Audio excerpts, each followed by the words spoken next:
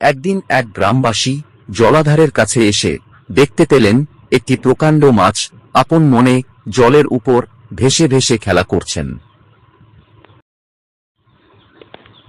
গ্রামবাসীটি বললেন, যাই, বাড়ি থেকে তরোয়ালটা নিয়ে আসি। মাছটি এ কথা শুনে জোরে জোরে হাসতে লাগলেন আর আনন্দের সহিত খেলতে লাগলেন।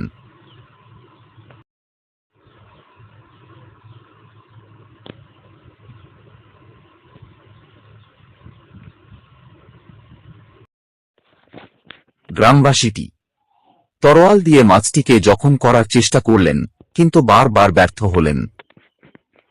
এরপর গ্রামবাসীটি মনে মনে ভাবলেন, তরবারি দিয়ে কাজ হবে না, যাই, এবার পিস্তলটি নিয়ে আসি, এবার কোথায় পালাবি রে মাছ। একথা শুনে মাছ আরো জোরে খিলখিল করে হাসতে লাগলেন আর বলতে লাগলেন, যা, নিয়ে আয়, তুই আমার কিচ্ছু করতে পারবি না।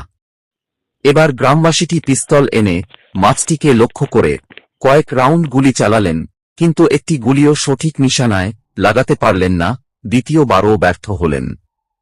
এবার গ্রামবাসীটি বললেন, তোকে তো মারব, একটা জাল নিয়ে আসি। এ কথা শুনে ওই মাছটির হাসি সাথে সাথে বন্ধ হয়ে গেল, ভাবিতে লাগিল, আর এখানে থাকা যাবে না, এই বলে গভীর জলে প্রবেশ করে অনেক দূরে চলে গেল।